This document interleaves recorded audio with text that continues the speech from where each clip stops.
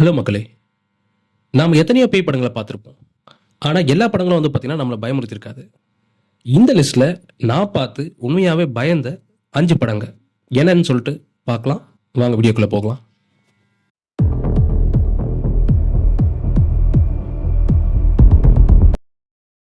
அஞ்சாவது இடத்துல இருக்கிற படம் காஞ்சரிங் 2. இந்த படம் 2016 ரிலீஸ் ஆயிருக்கு. அமேசான் பிரைம் அண்ட் நெட்ஃப்ளிக்ஸில் அவைலபிளாக இருக்குது. 4வது இடத்துல இருக்கிற படம் காஞ்சரிங் 1. இந்த படம் 2013 ரிலீஸ் ஆயிருக்கு. அமேசான் பிரைம் அண்ட் நெட்ஃப்ளிக்ஸில் அவைலபிளாக இருக்குது. 3வது இருக்கிற படம் லைட்ஸ் அவுட். இந்த படம் 2016 ரிலீஸ் ஆயிருக்கு.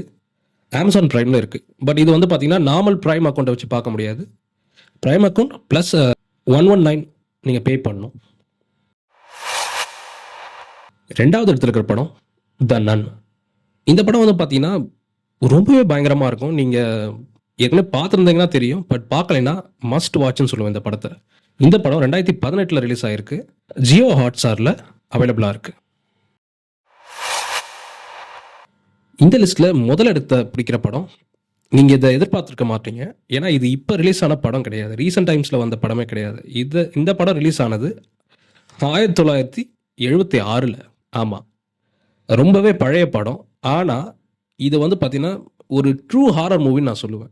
ஏன்னா நீங்கள் பார்த்தீங்கன்னா அது உங்களுக்கு புரியும். கண்டிப்பாக இதை பாருங்கள். ஏன்னா இந்த படம் வந்து பார்த்தீங்கன்னா யூடியூப்பில் ஃப்ரீயாகவே இருக்குது. அதுவும் இல்லாமல் இந்த படத்தை தமிழ்லையும் எடுத்திருக்காங்க, ரீமேக் பண்ணியிருக்காங்க.